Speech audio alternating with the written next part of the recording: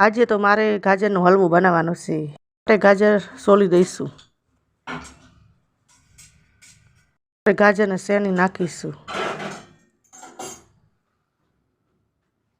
મેં લઈ લીધી કઢાઈ. ગાજરની શેની તૈયાર છે.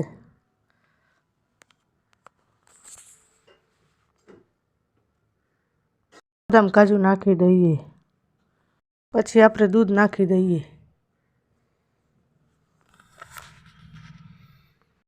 આપણે સરખી રીતે હલવો હલાવી દઈએ.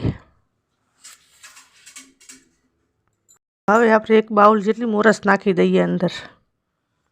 હવે આપણે ખાંડ નાખી દઈએ. હલવામાં ઘી નાખી દઈશું ટેસ્ટ અનુસાર. આપણો હલવો ફાઇનલી તૈયાર છે ગાજરનો.